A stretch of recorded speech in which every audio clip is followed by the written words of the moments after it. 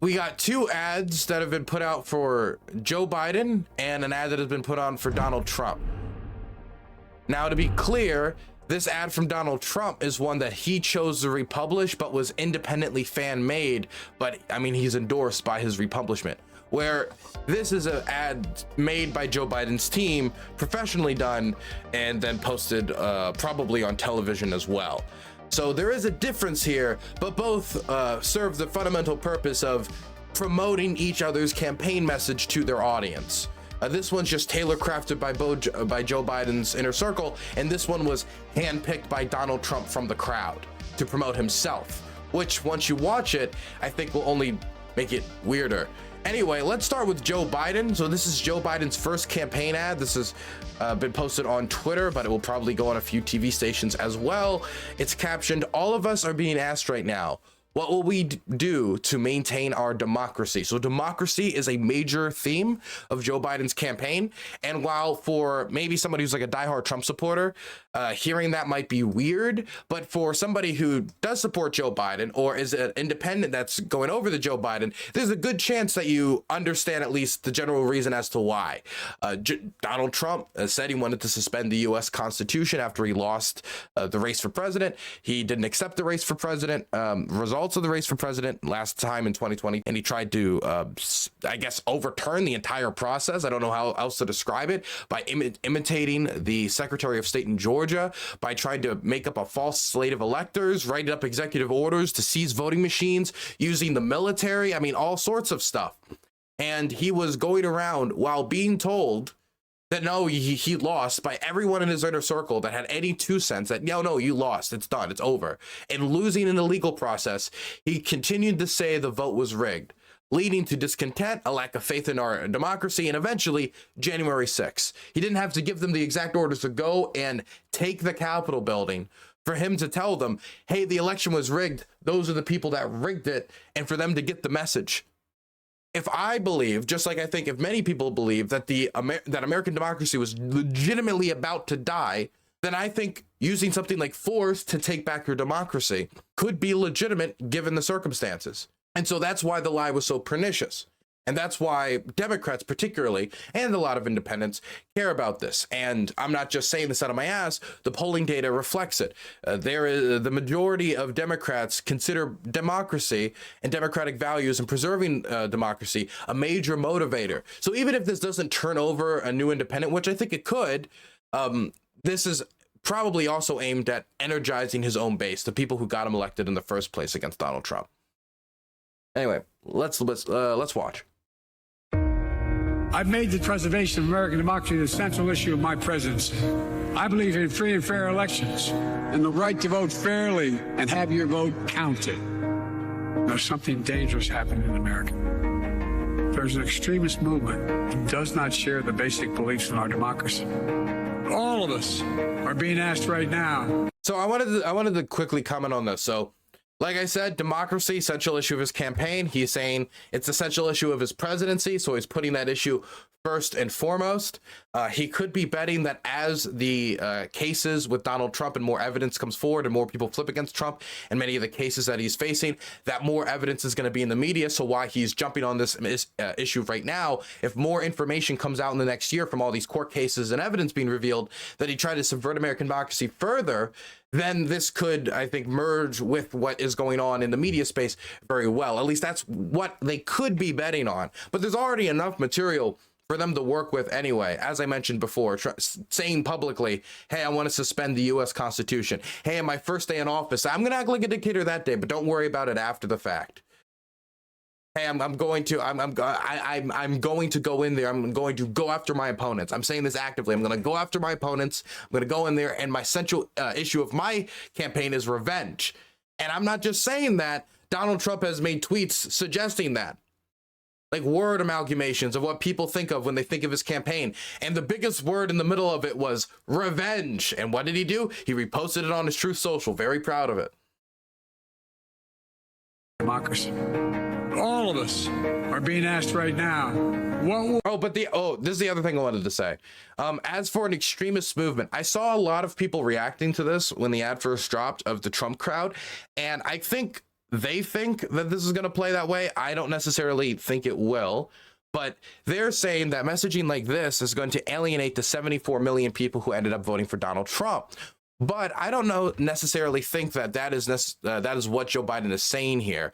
You can have voted for Donald Trump and not be a hardcore, diehard Trump supporter. You could vote for Donald Trump off something like, you know what, he's probably going to lower my taxes.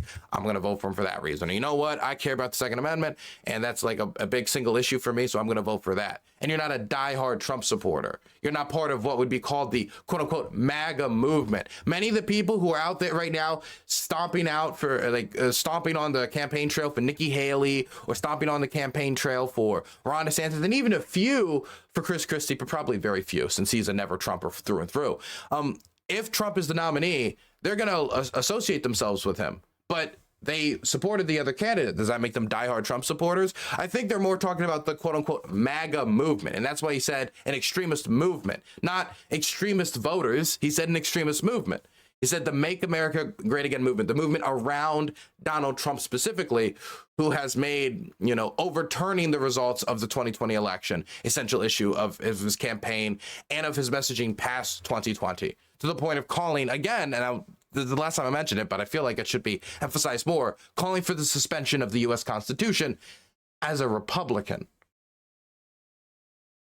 Does not share the basic. But I mean, if somebody does interpret that part of the ad as everybody who voted for Trump is an extremist, then obviously that'll rub them the wrong way. I think they want it to be kind of like a deplorable statement from Hillary, or viewed the same way. Beliefs in our democracy. All of us are being asked right now, what will we do to maintain our democracy? History's watching. The world is watching. Okay, this is the moment I just wanted to highlight. Joe Biden's first ad on the campaign trail did include a reference to Ukraine. It also included a reference to Martin Luther King Jr. I think he's trying to say that this election is part of that history of the fight for a pure democracy and protecting our democracy and expanding our democracy, etc., where Trump is trying to target. I think that's at least the idea, or general theme like that. But he did also shout out Ukraine with the message, the world is watching, as in Donald Trump could get elected. This is how I interpret it as somebody who supports Ukraine, as in, hey, if Donald Trump gets in there, he is somebody who said he's willing to make a deal with the Russians within 24 hours, as in he might be willing to sell out the Ukrainians. And it seems like a lot of people in his immediate circle, some people he's even considered for cabinet positions or being associated with him, like Tucker Carlson and others, just want to completely abandon the Ukrainians. They don't even think it's worthwhile to be working with them. So I think that part of the message here is, hey, Joe Biden has supported Ukraine so far. He wants to continue to support Ukraine in the future, and that the Ukrainians are counting on continued support. And they're going to be watching the results of the 2024 election to see what America's role in the world is going to be. Is it going to retract inwards, or is it going to continue to be influential on the world stage, helping our allies and also causing trouble, but also helping our allies, which I think is the point with Ukraine. Most important, our children and grandchildren will hold us responsible. The Vice President and I have supported voting rights since day one of this administration. And I ask... I don't like and I don't know if it's just the difficulty of recording with Joe Biden, but there's a really weird audio drop between this, and I don't know, maybe Joe Biden was leaning into the mic for the other statements and then leaning back from the mic in that statement, or what it was, but I feel like they could have redone that. I've supported voting rights since day one of this administration, and I ask every American... See, that right there, it was weird. ...to join me in this cause. America is still a place of possibilities where the power resides with we, the people. That's our soul. We are the United States of America. There is nothing beyond our capacity when we act together. I'm Joe Biden, and I approve this message.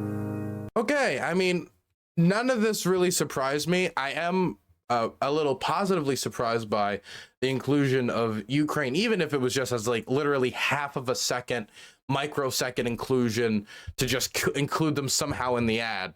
I do think at least I do appreciate that at least. It was short, snappy, 1 minute, made for TV.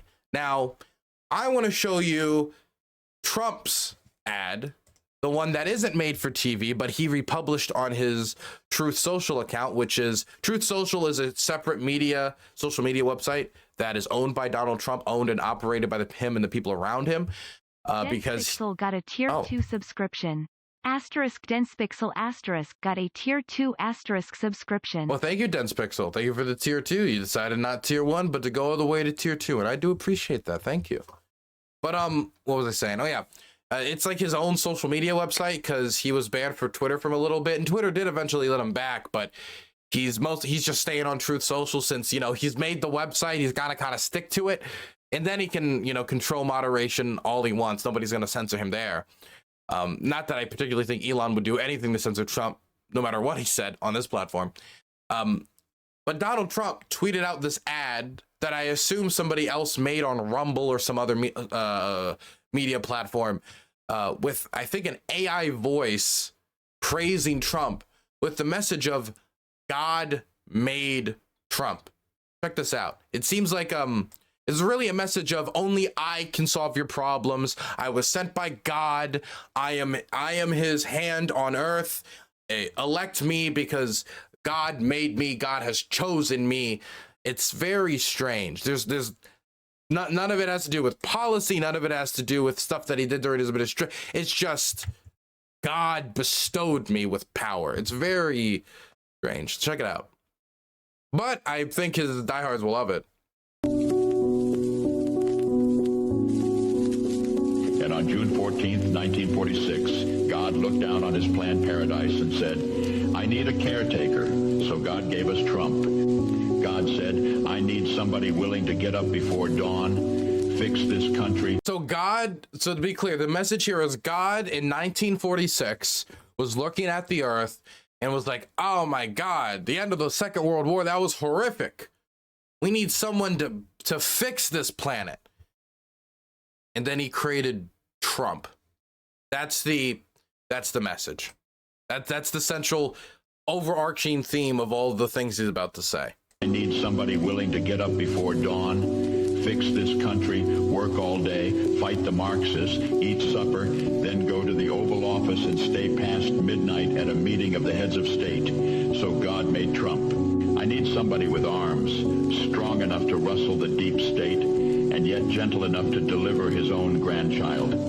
Somebody to ruffle the feathers, tame cantankerous World Economic Forum, come home hungry, have to wait until the First Lady is done with lunch with friends, then tell the ladies to be sure and come back real soon, and mean it. So God gave us Trump. I need somebody who can shape an axe, but wield a sword.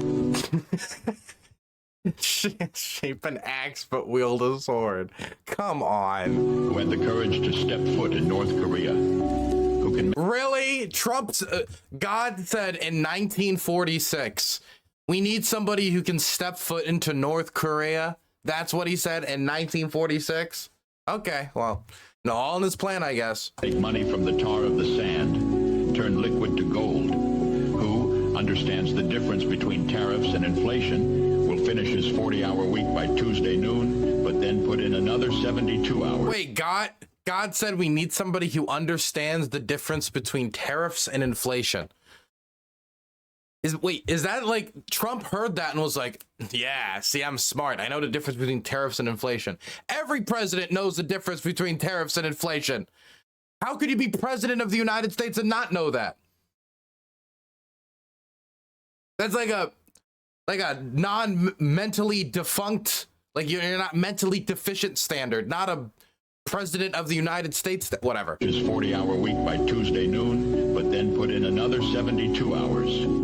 So God made Trump. God had to have somebody willing to go into the den of vipers, call out the fake news for their tongues as sharp as a serpent's.